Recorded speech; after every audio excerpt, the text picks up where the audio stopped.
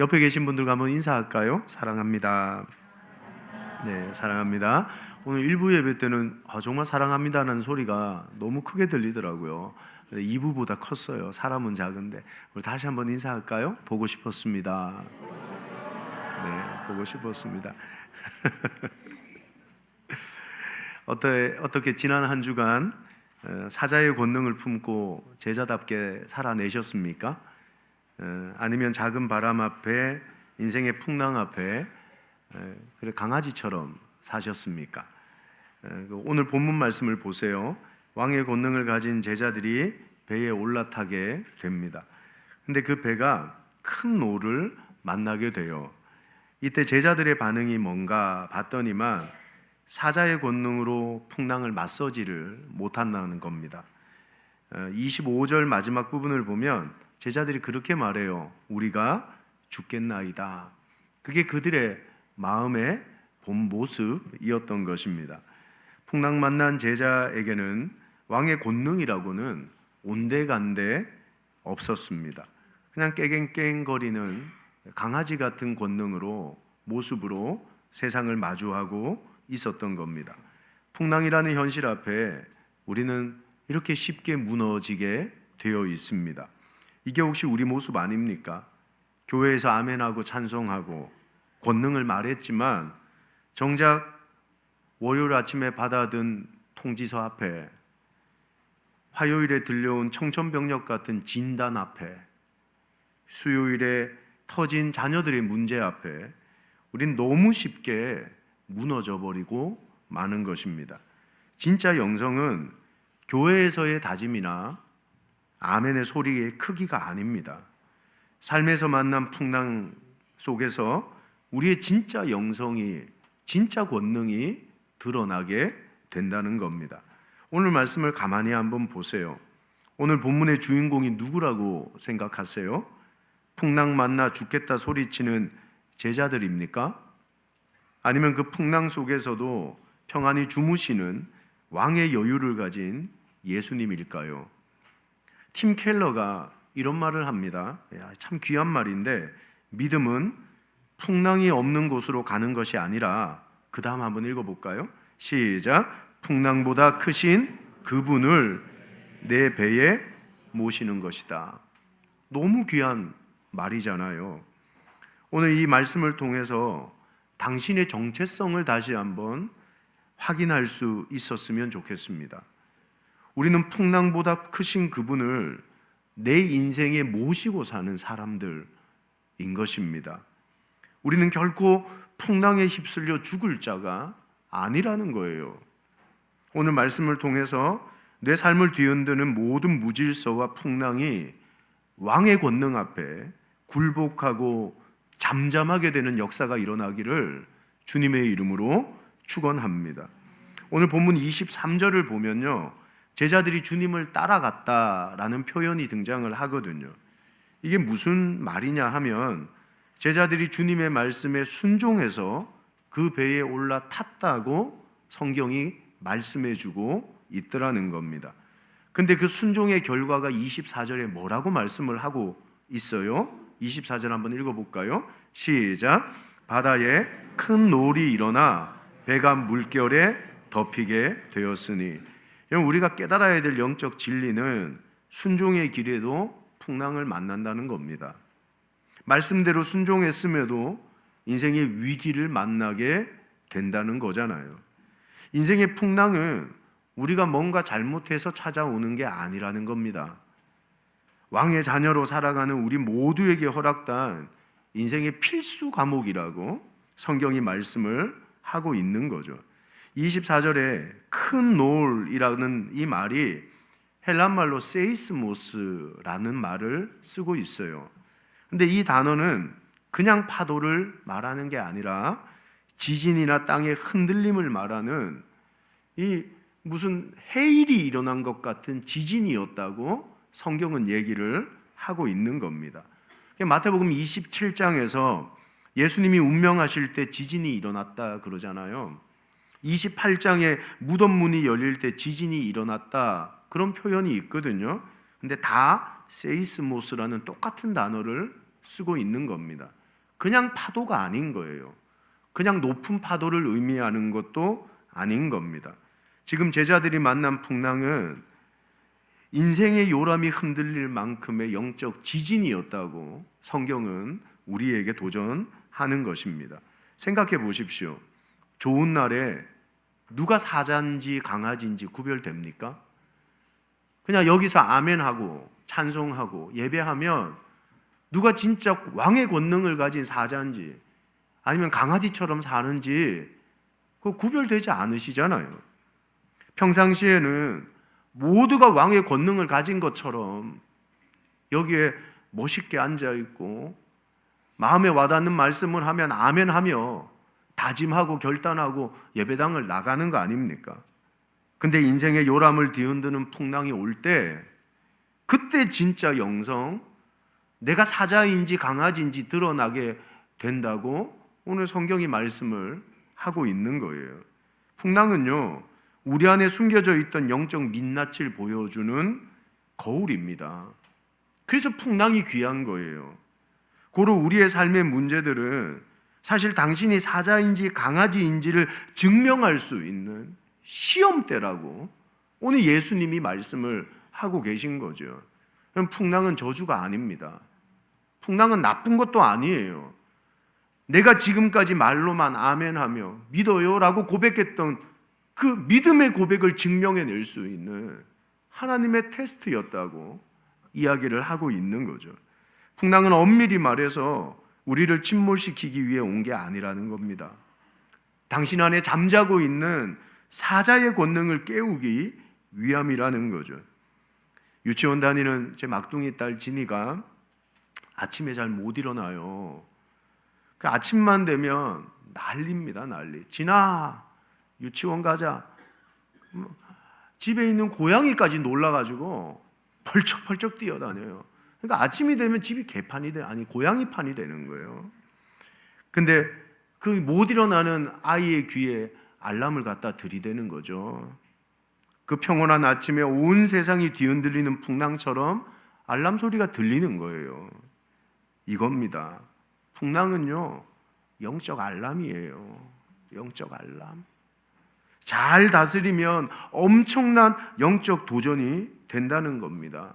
고난의 파도를 만날수록 당신이 왕의 권능을 가진 제자라는 걸 증명할 줄 아는 진짜 믿음의 사람이라는 걸 보여줄 수 있는 귀한 하나님의 사람들이 될 수 있기를 예수님의 이름으로 축원합니다. 문제 앞에 원망하고 불평하지 마세요. 왕의 권능으로 제대로 한번 반응해 보세요, 제발. 풍랑 속에 왕의 권능을 증명해낼 수 있는 주의 제자들이 되기를 주님의 이름으로 축복합니다. 여러분, 배에 파도가 덮이고 지진 같은 풍랑이 일어날 때 우리 주님이 뭘 하고 계셨냐는 게 중요합니다. 이게 이제 놀라운 건데 24절 말씀 한번 읽어볼까요? 자, 시작. 바다에 큰 노을이 일어나 배가 물결에 덮이게 되었으되 예수께서는 주무시는지라. 이 참 재미난 얘기예요. 예수께서는 주무시는지라. 여러분, 이게 말이 됩니까? 배가 뒤집히고 전복되게 생겼는데 주님은 주무시고 계신데요. 여러분, 이런 영적 여유, 이건 미친 거 아니면 대단한 영적 여유 아닙니까? 근데 우리 주님이 미친 건 아니시니까 이건 놀라운 영적 여유라고 봐야 되는 거죠. 여러분, 이 영적 여유가 어디서 오는 걸까요? 저는 부럽기만 합니다. 이런 주님이라면 따라가고 싶은 거죠. 여러분, 기억하십시오. 왕의 권능은 왕의 여유를 누리게 하는 것입니다. 오늘 여러분의 삶의 풍랑 앞에 평안이 없습니다.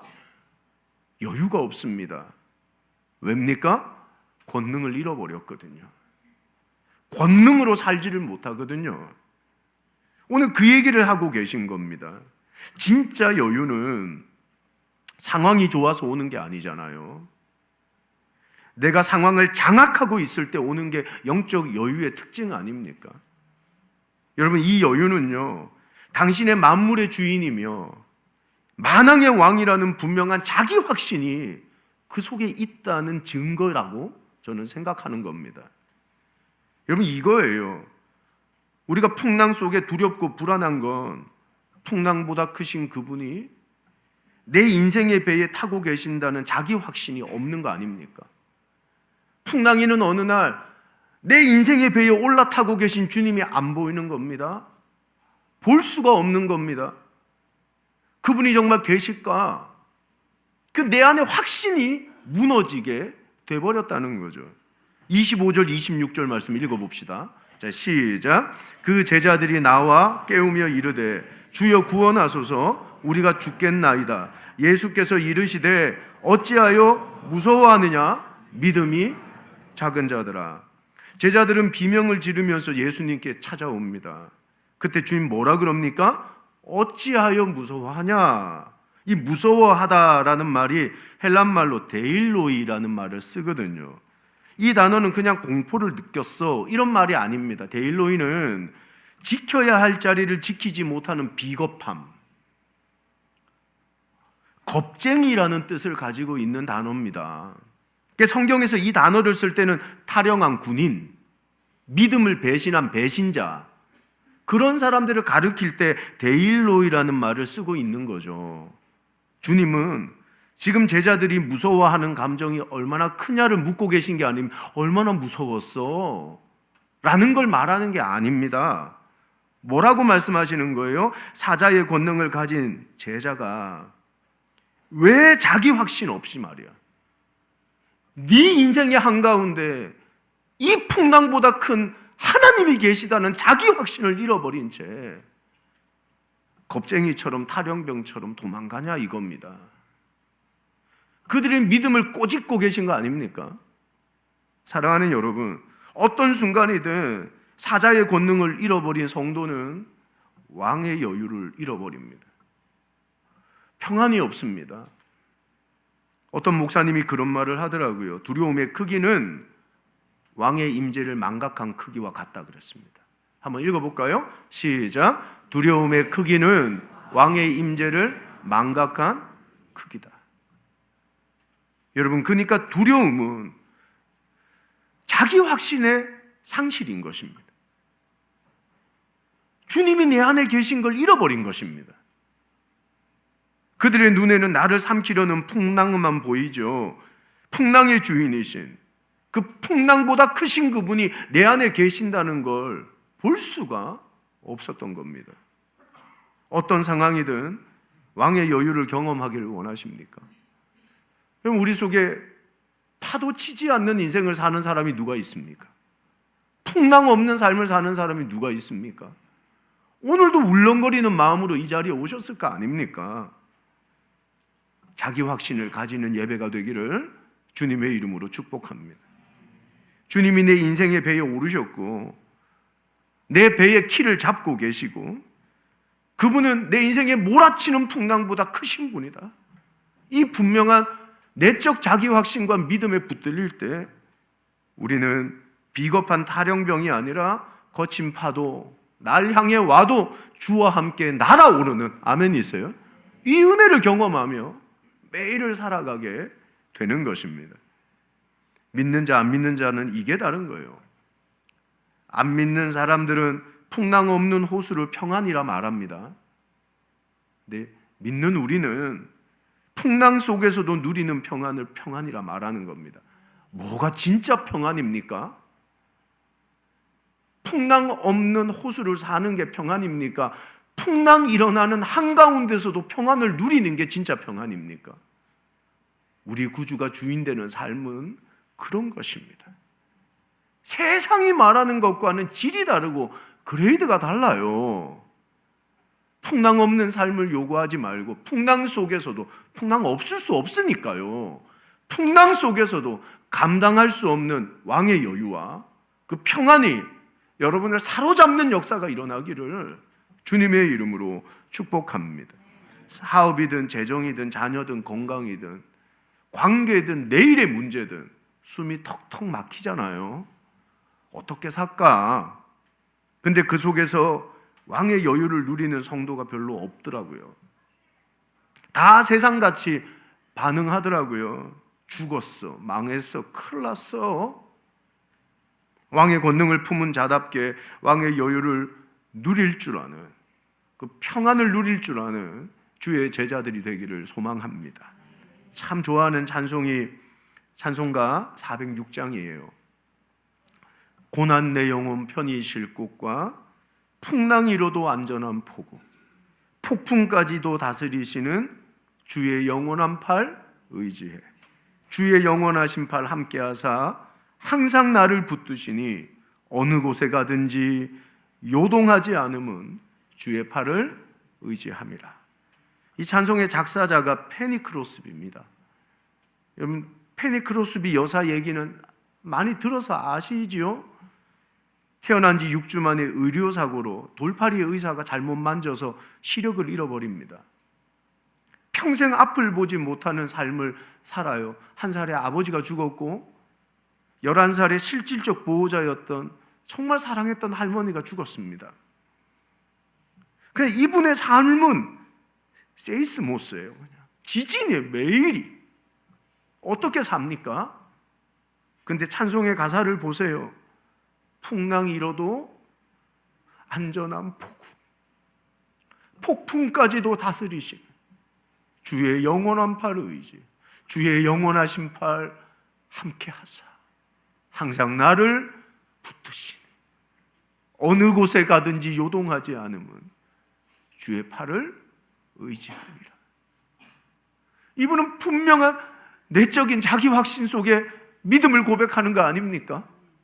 내 인생 예배는 매일의 삶이 세이스모스라는 지진을 만나고 있어요. 하지만 그 지진보다 크신 주님이 내 안에 계세요. 여러분, 이게 이 여인을 살아가게 했던 거고, 이 삶의 평생에 여러분 하나님을 찬송하는 찬송시를 몇천 곡이나 적는 놀라운 신앙의 선배로 사셨잖아요. 어떠세요? 당신은 이 확신으로 왕의 여유와 평안을 누리고 계신 겁니까?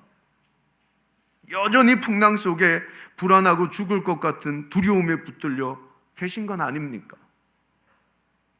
여러분, 예수님 주인 삼아 살아야 됩니다. 안 그러면 이 불안한 세상 어떻게 살겠어요? 이 왕의 여유와 평안이 없다면 다 말라 죽을 거예요, 아마. 그러니까 수면제가 아니면 잠을 못 자고, 진정제가 아니면 흔들리는 마음을 잡을 수가 없고, 이 공황과 이 불안을 이길 길이 없는 삶을 오늘 우리가 살고 있는 거 아닙니까? 이게 우리 삶의 실제라고요. 우리가 누리는 왕의 여유를 보여주고 이 평안을 소개하는 게 전도잖아요. 저 매번 말하지만 전도가 별 겁니까? 뭐 대단한 겁니까? 전도 폭발 꼭 해야 됩니까? 아니에요. 누구나 찾아오는 인생의 풍랑 앞에 아무나 누릴 수 없는 이 왕의 여유를 누리는 모습, 그거 보여주는 게 전도고요. 그 왕의 평안을 소개해 주는 게 전도 아닙니까? 이번 행복한 사람들의 축제가 대단한 거 하자는 게 아니잖아요. 오늘 여러분이 누리셔야 되는 그 왕의 여유를 그들에게 소개할 수 있는. 그래서 이 축제에 그 불안한 마음으로 살아가는 그들 속에 평안의 비가 내리는, 아멘이세요? 여러분, 그런 위대한 은혜가 우리 속에 부어지기를 예수님의 이름으로 축복합니다. 딱 떠오르는 분들 있지 않으세요? 풍랑 맞아, 바람 맞아 불안해하시는 내 주변에 있는 누군가가 떠오르지 않으세요?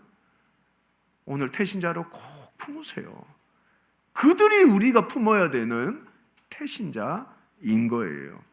이번 축제를 통해 이런 왕의 여유와 평안을 우리 모두가 소개하는 제자들이 되기를 예수님의 이름으로 축복합니다. 여러분, 성도는 이제 주님 곁에서 이런 평안을 얻는 것에서 만족하면 안 됩니다. 26절 말씀 읽어볼까요? 26절 시작. 예수께서 이르시되 어찌하여 무서워하느냐, 믿음이 작은 자들아 하시고 곧 일어나사 바람과 바다를 꾸짖으시니 아주 잔잔하게 되거늘. 예수님은 이제 곧 일어나셔서 바람과 바다를 향해 꾸짖고 명령하십니다. 주님의 명령은 너무 단순했어요. 곧 일어나사 바람과 바다를 꾸짖으시니 아주 잔잔하게 되었다. 주님은 풍랑 앞에서 어떻게 하면 좋냐? 걱정하지 않습니다. 여러분, 왕은 걱정하는 사람이 아니라 왕은 명령하는 사람인 것이죠. 주님은 베드로와 야고보에게 찾아가서 좀 도와주라 사정하지 않습니다. 왕은 사정하는 자가 아니라 왕은 명령하는 자인 것이죠. 이제 주님은 일어나서 파도를 향해 꾸짖고 명령하십니다. 이게 왕의 방식인 것입니다. 여러분, 우리는 왕의 권능을 물려받은 왕의 자녀들인 줄 믿습니다. 목사님 어떻게 그런 말씀을 하세요? 근거가 뭡니까? 우린 태어날 때부터 만들어질 때부터 이 권능을 물려받은 거예요. 아세요? 창세기 1장 28절 읽어볼까요? 자, 시작. 하나님이 그들에게 복을 주시며 하나님이 그들에게 이르시되 생육하고 번성하여 땅에 충만하라, 땅을 정복하라, 바다의 물고기와 하늘의 새와 땅에 움직이는 모든 생물을 다스리라 하시니라. 아멘 있어요? 하나님은 인간을 창조하신 그 순간부터 우리에게 왕의 권능을 주셨던 겁니다. 생육하고 번성하고 충만하라, 정복하라, 모든 생물을 다스리라. 이게 왕의 방식 아닙니까? 이거 짜잔한 사람은 못하는 거거든요. 이 권능을 우리에게 주신 겁니다. 우리에게. 근데 너무 안타까운 건 살다 보니 정복당하고 다스림 당하고, 우린 술 한 잔도, 콜라 한 잔도, 커피 한 잔도 다스리질 못하는, 정복하지 못하는, 여러분 종의 방식으로 살아가는 사람으로 무너져 버린 거예요. 그게 오늘의 우리의 모습인 것이죠. 사랑하는 여러분, 예수님처럼 왕의 권능으로, 종의 방식이 아닌 왕의 방식으로 풍랑을 향해 명령하고 꾸짖을 수 있는 권능이 있기를 주님의 이름으로 축복합니다. 주님이 꾸짖으셨어요. 여기 꾸짖다라는 말이 헬란말로 에페티메센이라는 말을 씁니다. 이 말은 상대방의 입을 틀어막고 굴복시키는 걸 의미해요. 마가복음에서 주님이 풍랑을 향해 꾸짖었다는 표현 대신 잠잠하라, 고요하라 이렇게 명령하시거든요. 근데 여기에 이 고요하다라는 단어가 재갈을 물린다는 뜻을 가지고 있어요. 요즘 말로 하면 입틀막 한다는 거예요. 똑같은 말 아닙니까? 꾸짖다, 고요하다는 말이 똑같은 의미에서 쓰여지고 있다는 겁니다. 여러분, 왕의 권능을 가졌다는 게 뭡니까? 우리의 인생을 찾아와 미친 듯이 지저대는 문제들을 향해 왕의 선포로 재갈을 물리는 겁니다. 그 입 다물어 입틀막 시키는 겁니다. 왕의 권능을 물려받은 존재답게 잠잠해, 고요해. 넌 죽었어, 망했어, 끝장났어 소리치는 세상의 입을 틀어막아 버리는, 왕의 방식으로 살며 왕의 방식으로 선포하는 주의 제자들이 되기를 예수님의 이름으로 축복합니다. 동네 똥개와 골리앗의 공통점이 있다 그러잖아요. 둘 다 시끄럽게 짖어댑니다. 똥개 시끄러워요. 밤새 짖습니다. 근데 골리앗도 짖어댑니다. 너희가 믿는 하나님은 죽었어. 싸우려면 나와봐, 내가 다 밟아 죽여줄게. 얼마나 소리를 치는지 몰라요. 세상이 그러지 않아요? 당신 암이야. 너 사업 망했어. 너 그러고 못 살아. 네 자녀들 아무것도 안 될 거야. 우린 그런 수도 없는 똥개들의 소리를 들으며 세상을 살고 있는 거 아닙니까? 왕의 권능을 품고 왕의 방법으로 왕의 명령을 선포하는 것입니다. 미친 듯 날뛰는 파도가 순식간에 잠잠해졌잖아요. 그게 26절입니다. 다시 읽읍시다. 시작. 곧 일어나사 바람과 바다를 꾸짖으시니 아주 잔잔하게 되거든. 내 인생을 뒤흔드는 경제적 문제 앞에 왕의 권능으로 명하는 것입니다. 고요하라.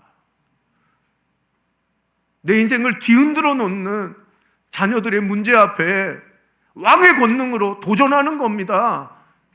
잠잠하라. 내 자녀들의 문제, 불안과 우울과 파도의 문제 앞에 떠나가라 명하는 것입니다. 왕의 선포로 수많은 문제들을 입틀막할 수 있는 하나님의 제자들, 주의 제자들이 되시기를 예수님의 이름으로 축복합니다. 27절 말씀 한번 읽어볼까요? 시작. 그 사람들이 놀랍게 여겨 이르되 이가 어떠한 사람이기에 바람과 바다도 순종하는가 하더라. 이전까지 예수님은 대부분의 유다 사람들에게 이에 불과했습니다. 이가 그냥 돌아다니는 사람 중에 하나예요. 이 놀라운 왕의 권능이 표현되고 이 권능으로 파도를 이기는 순간 사람들은 이에서 그를 궁금해하기 시작합니다. 이게 왕의 권능을 가진 제자들의 삶의 방식인 겁니다. 나 교회 다닙니다. 누가 알아줍니까? 나 제자 훈련 받습니다. 누가 알아줍니까? 이가 누구냐라는 궁금증은 그 권능으로 풍랑을 맞설 때 넘어서고 뚫어내는 그 순간 진짜 진리가 무엇인지 궁금케 되는 역사가 일어나는 거 아닙니까? 이게 우리의 삶이어야 되지 않습니까? 여러분, 우리가 가진 왕의 권능과 평안을 보여줄 수 있는 그리스도인들이 되기를 주님의 이름으로 축복합니다. 이게 전도잖아요. 왕의 선포가 얼마나 능력이 있는지 그들에게 깨닫게 해주는 것입니다. 우리는 풍랑에 떠내려갈 자가 아니에요. 왕의 선포로 풍랑을 길들일 사람들이에요. 우리 속에 왕의 선포가 터져 나올 때 삶의 풍랑이 잠잠게 되는 역사가 일어날 줄 믿습니다. 여러분 안에 세이스모스 같은 풍랑이 지금도 치고 있죠? 그죠? 풍랑 속에 당신의 사자의 권능을 가진 사람인지 증명해 내십시오. 말만 하지 말고요. 이제 하나님이 내 안에 계신다는 그 내적 확신으로 왕의 여유와 평안을 누리십시오. 삶의 풍랑을 왕의 선포로 잠재울 줄 아는 권능을 가진 제자들이 되시기를 주님의 이름으로 축복합니다. 오늘도 풍랑을 길들여가는 왕의 권능을 보여주는 제자로, 멋진 전도자로 주님 앞에 쓰임받을 수 있기를 주님의 이름으로 축복합니다. 우리 같이 찬양하고 기도하며 나가겠습니다.